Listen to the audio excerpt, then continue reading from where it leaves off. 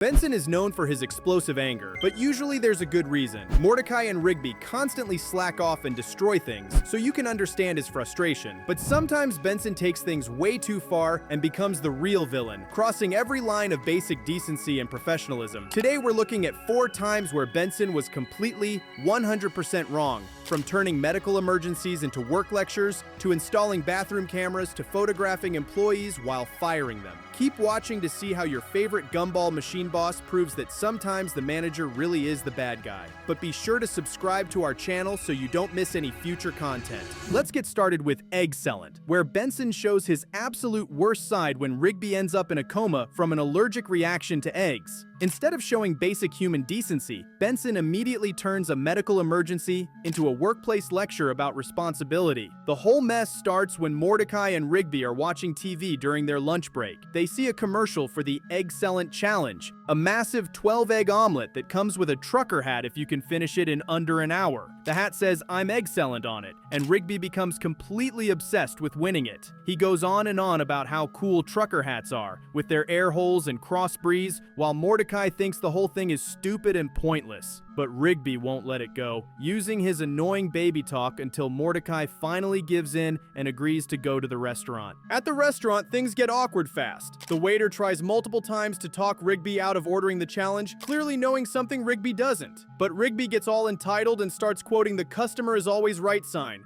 pressuring the poor waiter into bringing him the deadly omelet. You can see the waiter knows this is going to end badly, but Rigby's too stubborn and obsessed with that stupid hat to listen to any warnings. Things escalate quickly when Rigby starts eating the omelet. His allergic reaction is so severe that paramedics have to rush him to the hospital while performing CPR in the ambulance. The scene is genuinely terrifying. Mordecai watches helplessly as his best friend nearly dies from what started as a silly eating contest. Rigby weakly tells Mordecai he thought eating fast would somehow prevent the allergic reaction, and makes Mordecai promise to get the hat for him before passing out completely. The doctors put Rigby in a coma and deliver the devastating news that he might never wake up because of how many eggs he consumed. Here's where Benson reveals just how heartless he can be. Standing in a hospital room next to his employee who's fighting for his life, surrounded by worried coworkers, Benson looks at Mordecai and says, "Well, I hope you've learned something from all of this. Maybe if you've been working like you were supposed to, none of this would have happened." This is genuinely one of the most heartless things anyone says in the entire series. A guy is literally in a coma, possibly dying, and Benson's priority is making it about work productivity and teaching lessons about following rules. Mordecai completely loses it and punches Benson right in the face. Everyone gasps as Mordecai starts attacking his boss, but honestly, who could blame him? He calls Benson out for being so cold and reminds him that this has nothing to do with work. Rigby just wanted a hat. When Benson keeps pushing the work angle, trying to justify his cruel comments, Mordecai delivers the brutal truth that cuts to the bone. Benson doesn't actually have any friends, and people only hang out with him because he's their boss. The room goes completely silent because everyone knows it's absolutely true. The immediate fallout shows just how tone-deaf and wrong Benson was. Even he realizes he messed up big time and later comes back to apologize, admitting his comments were stupid and that he didn't mean them, but the damage was already done. His gut reaction to a life-threatening emergency was to lecture about work ethic and responsibility, not offer support to someone whose best friend was dying right in front of them. This moment reveals something truly ugly about Benson's character that goes way beyond his usual anger management issues. Being a strict boss who wants people to work hard is one thing, but using someone's medical emergency as a teaching moment about workplace responsibility crosses every single line of basic human decency. It shows he fundamentally views his employees more as work units than actual people with lives, feelings, and relationships that matter. The fact that it took getting punched in the face for him to realize how completely wrong and heartless he was being just makes the whole situation even worse. Benson showed no care when Rigby almost died, and things get even worse when he starts spying on everyone.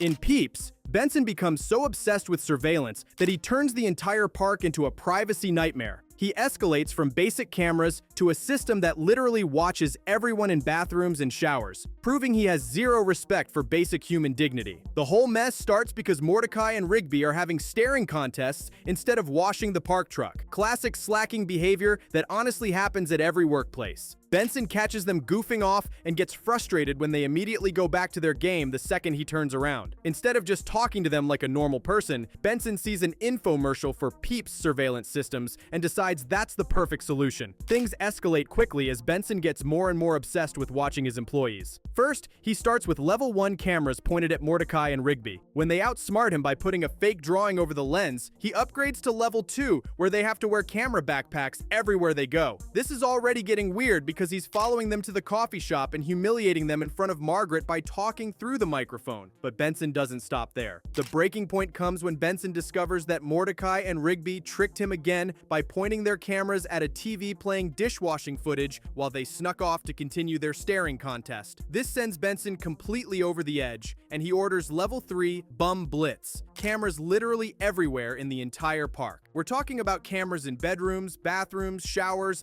and every single private space. The episode shows Pops trying to take a shower and finding a camera watching him, which is absolutely disgusting behavior from Benson. There are even multiple cameras focused on toilets, which crosses every line imaginable. When Mordecai and Rigby try to sabotage the system by pouring coffee on it, Benson goes completely insane and orders the final level, Jeepers Peepers X Infinity. He signs a lifetime contract without reading it, which brings in a giant floating eyeball that follows everyone around 24/7. This thing spies on Muscle Man and high-five ghosts during their downtime, follows Skips while he works, and even starts stalking Benson himself. The surveillance system becomes so invasive that nobody can actually do any work because they're constantly being creeped out. The immediate aftermath shows just how badly Benson screwed up. Everyone in the park is completely miserable and can't function. Pops hasn't slept in weeks. Muscle Man is losing muscle mass from stress, and Skips can't even do basic repairs. When they all confront Benson about the nightmare he created, he tries to get rid of Peeps, but discovers he's trapped by the contract he signed without reading. The giant eyeball refuses to leave and plans to watch them all until Benson dies. This episode reveals the darkest side of Benson's control issues. Installing cameras in bathrooms and showers is a serious violation of basic human rights and dignity. The fact that he escalated the surveillance to such extreme levels shows he views his employees as objects to be monitored rather than people deserving of privacy and respect. Even when everyone is clearly suffering and can't work because of his surveillance obsession, Benson still doesn't see how wrong his actions were until the system turns on him too. The long-term impact shows Benson learning that extreme surveillance doesn't actually improve productivity, it destroys it. His paranoia and need for control created a hostile work environment where nobody could function. The episode ends with the surveillance system being destroyed, but only after it nearly ruined everyone's mental health and turned the workplace into a dystopian nightmare. Benson's willingness to sacrifice everyone's privacy and dignity just to catch two guys having staring contests proves he completely lost perspective on what's actually important in managing people. Benson went too far spying on everyone in Peeps, and in another episode, he gets even worse by laughing at the idea of firing his workers. In Replaced, Benson gets way too excited about firing Mordecai and Rigby and wants to take photos of their shocked faces just for his own sick fun. This is straight up mean and twisted behavior that shows how cruel he can really be. The whole thing starts because Mordecai and Rigby are late to work again. They threw a pizza party the night before and messed up their alarm clock,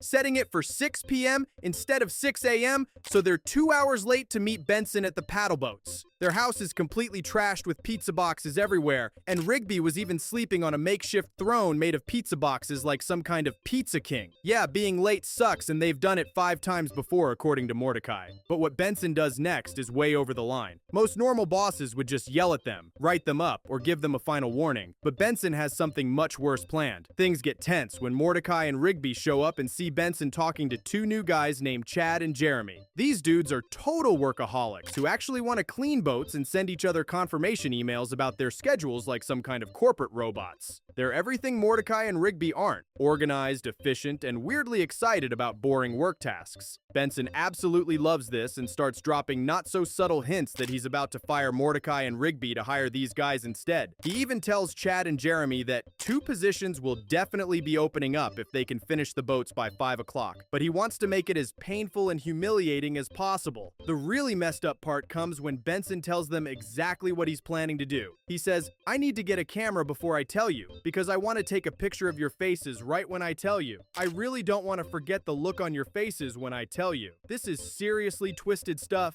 He wants to capture their pain and shock so he can look at it later and remember how upset they were. That's not normal boss behavior. That's straight up psycho behavior. What kind of person gets excited about documenting someone else's worst day at work? Mordecai and Rigby obviously panic and try to sabotage Chad and Jeremy by arguing with them about robotic Bigfoot versus two-headed dinosaurs, dumping compost on clean boats, and finally throwing a massive pizza party to distract them. The party gets completely out of control, with lake monsters joining in and everyone starting to fight each other. It's chaos, but honestly, they were desperate to keep their jobs. When Benson finally fires them after their crazy pizza party gets out of hand, he does exactly what he promised. He pulls out his camera and starts snapping photos of their shocked faces right after screaming, "You're fired!" But he doesn't stop there. He keeps taking more pictures as they try to explain themselves and defend their actions. He even chases them around the park, taking photos while yelling at them to leave,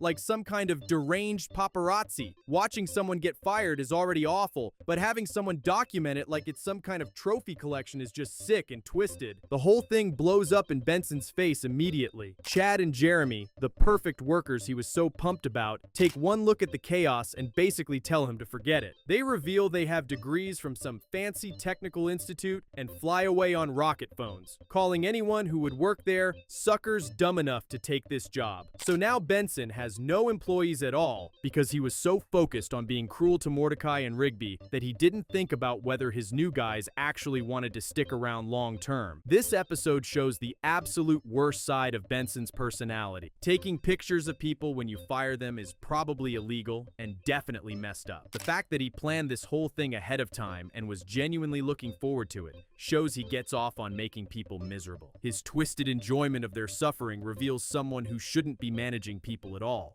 Benson was cruel in Replaced for laughing at firing people, and in Trashbo, he keeps being mean by bullying Rigby over his name. In Trashbo, Benson becomes a workplace bully when Rigby legally changes his name to Trashbo after watching a music documentary. Instead of being professional about an employee's personal decision, Benson actively participates in humiliating Rigby and uses his boss power to make the situation way worse. The whole mess starts when Rigby sees a TV show about a rock band called Barracuda Deathwish. The lead singer, The Urge, explains how he became famous by changing his name using 2 random words. This gives Rigby the brilliant idea to change his own name by looking around the room and picking trash and boat. He goes to the courthouse and legally changes his name without thinking it through. When Mordecai finds the certificate, he immediately tells everyone at the park, which sets up the perfect storm for Benson's unprofessional behavior. Things get uncomfortable when Rigby returns to the park and everyone already knows about his name change. Instead of just letting it slide or maybe giving him some friendly advice about thinking before making big decisions, Benson decides to make it into a big spectacle. He's clearly been planning something because when Rigby shows up, there's already a "Welcome Home Trash Boat" banner hanging from the house. This shows Benson went out of his way to organize a public humiliation event for his employee. The main problem comes when Benson hands Rigby a name tag that says "Trash Boat" on it while laughing and saying, "When Mordecai told us, we thought it was only right to welcome you back as a new man called Trash Boat." This is where Benson crosses the line from just having a laugh to actively participating in workplace harassment. As a manager, he should be protecting his employees from this kind of treatment, not leading it. Then he forces Rigby to do litter duty, which is basically the most degrading job possible given his new name, and makes him wear the humiliating name tag the whole time. The worst part happens when Rigby gets fed up and throws down the name tag after some random guy on the street makes fun of him. Benson drives up and tells him, "Name tags are mandatory on work time. New name, new man. Now put it back on or you're fired." This is straight up abuse of power. He's using the threat of unemployment to force someone to participate in their own humiliation. When Rigby reluctantly puts the tag back on, Benson drives away laughing and saying, "Heh heh heh, never gets old." That line shows he's genuinely enjoying making his employee miserable. The immediate aftermath shows just how toxic Benson made the workplace. Rigby can't get help from anyone because they're all too busy making fun of his name. Even Mordecai refuses to lend him money to change it back, sarcastically saying he only loans money to friends and he's only known Trashbo for one day. The whole situation becomes so bad that Rigby ends up crying in an alley, which attracts a time-traveling villain who wants to kill him. That's how far things had to escalate before anyone took it seriously. This episode shows Benson at his absolute worst as a manager. Instead of maintaining professional standards and protecting his employee from harassment, he becomes the main source of it, using his authority to force someone to wear a humiliating name tag and threatening their job over it is textbook workplace bullying. The fact that he openly enjoys it makes it even worse. A good boss would have either ignored the name change completely or maybe had a private conversation about making important decisions, but Benson chose to turn it into entertainment. The long-term impact reveals how Benson's leadership style creates a toxic work environment where employees can't trust their boss to have their back when things go wrong. His willingness to pile on when someone makes a mistake shows he views his role as punishing people rather than helping them succeed. The episode ends with Rigby changing his name back, but the damage to the workplace culture was already done. Benson proved that he'll use any excuse to humiliate his employees and abuse his power for his own amusement. That's it for today. Be sure to subscribe to our channel if you enjoy our content, and I'll see you in the next one.